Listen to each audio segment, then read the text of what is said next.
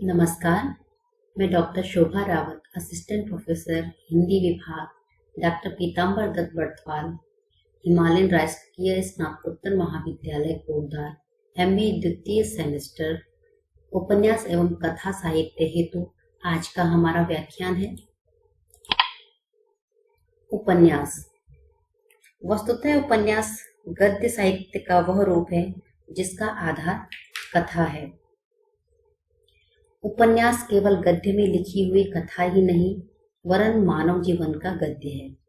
यह कला का प्रथम गद्य रूप है जो मानव को समग्रता से समझने तथा अभिव्यक्त करने की चेष्टा करता है।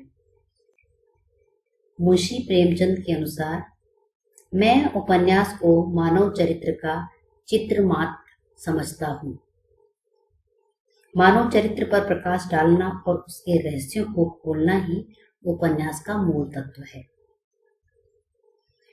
पंडित नंद दुलारी वाजपेयी के अनुसार, उपन्यास वह काल्पनिक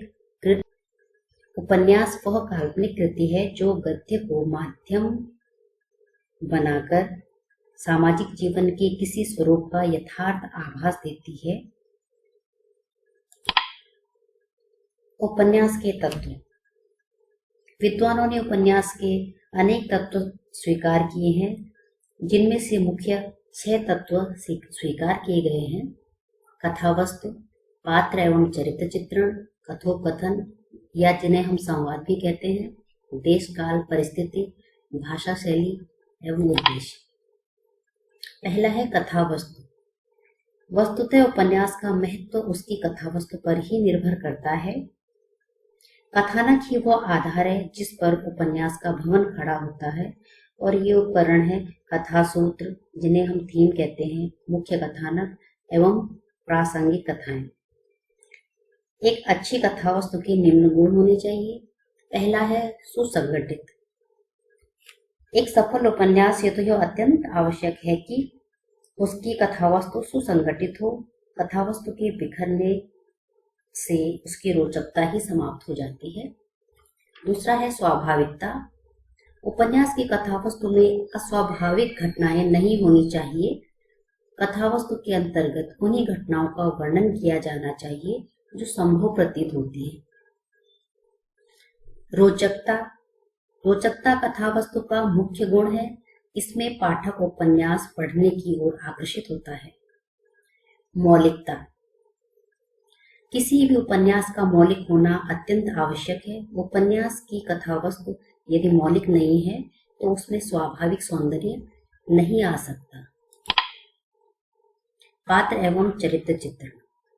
उपन्यास की कथावस्तु का निर्माण उसके पात्रों के जीवन की घटनाओं से ही होता है। उपन्यास के पात्र जितने जीवंत होंगे, उपन्यास का कथानक भी उतना ही जीवंत होगा। उपन्यास में प्रायः 4 प्रकार के पात्र दिखाई देते हैं: व्यक्तित्व प्रधान, वर्ग प्रधान, स्थिर एवं गतिशील। कथोपकथन या संवाद। कथोपकथन मुख्य रूप से नाटक का तत्व है, किंतु कथावस्तु के विकास एवं पात्रों के चरित्र चित्रण में यह तत्व अत्यंत सहायक सिद्ध होता है। इस तत्व के द्वारा ही पात्रों की मनोवृत्तियों की अभिव्यक्ति होती है। कभी कभी तो पात्र द्वारा कहा गया एक शब्द भी समस्त उपन्यास में ध्वनित होता है। वस्तुतः कथोपकथन या संवाद संक्षिप्त एवं प्रभावपूर्ण होने चाहिए। उनकी भाषा सरल व स्वाभाविक होनी चाहिए। इसके साथ ही उनका एक औचित्य होना चाहिए तथा संवाद उद्देश्यपूर्ण होने चाहिए। देश काल व परिस्थिति। देश काल से आशय उस स्थान एवं समय से है जिसका वर्णन उपन्यासकार अपने उपन्यास में करता है। इसके अंतर्गत लेखक किसी देश विशेष की सामाजिक, राजनीतिक परिस्थितियों, आचार विचार, रीति रिवाजों, सामाजिक रीतियों इत्यादि की विशेषताओं का वर्णन करता है। देश काल और परिस्थिति के अंतर्गत आता है वर्णनात्मक। वर्णनात्मक सूक्ष्मता से आशय है कि उपन्यासकार अपनी रचना में सामाजिक, राजनीतिक या प्राकृतिक वातावरण के वर्णन को सूक्ष्म रूप से दिखाता है। विश्वसनीयता। विश्वसनीय कल्पनात्मक से आशय ये है कि उपन्यासकार वातावरण की कल्पना में विश्वसनीयता का ध्यान रखे। उपकरणात्मक। उपकरणात्मक संतुलन से आशय है कि वातावरण का, पात्रों, घटनाओं और कथा वस्तु सबका संतुलन हो। भाषा शैली। इसके अंतर्गत शैली कथावस्तु को प्रतिपादित करने की कला है। इसके निम्न गुण होने चाहिए।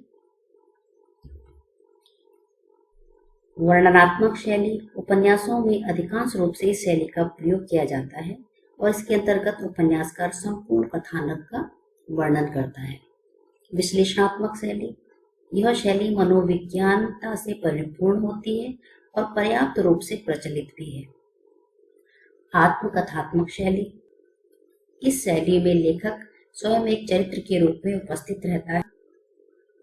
इससे उसकी पाठक की भावनाओं के साथ निकटता बनी रहती है। पात्रात्मक शैली। इस शैली के अंतर्गत उपन्यासकार एक अथवा अनेक पात्रों के माध्यम से कथानक का प्रस्तुतिकरण करता है। उद्देश्य। जीवन का साहित्य से घनिष्ठ संबंध है।